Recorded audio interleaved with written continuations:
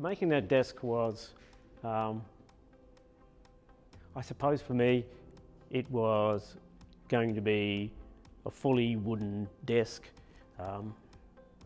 not very outrageous, not very contemporary, but I was always working with a theme at the time where it sort of come out of the organics era, which, to leave the wood as it is, without trying to put decoration in it. When I steam bended piece of timber, I would put slats of wood in to replace the cuts, the wood taken out from the cut. And I thought, well, why not put a different colour in, and that would give sort of a detail.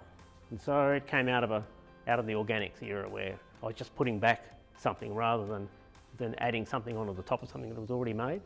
And with the lines and stuff, I started to be influenced by Art Deco, and so that started to have the swoop in the desk and ebony handles and little details like that. And so it turned out to be something I was really quite proud of, which I hadn't started with that view.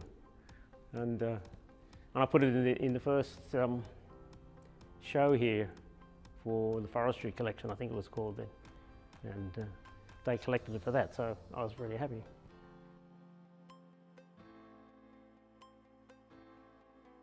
And I've done other work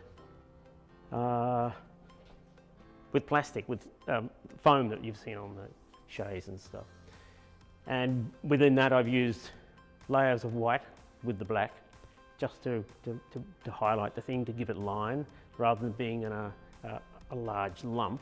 You know, you start to define it by putting these white lines through it. And that's the same sort of thing. You're dealing with the mass and linear elements, and that's one of the interesting things with the chaise in the collection is the piece of closed cell foam that goes through. I see it as a piece. It was put together on a big stack and then cut on the bandsaw to make a solid block. And it's this mass that's made up of lines. And when you take all the boards off it and constraints away, it starts to try and break down to its own individual linear things. And by the time it gets to the top, it's going back to its own personality. So this linear, the line, and then the solid form, and then you've got an organic shape. And so there's always something in balance.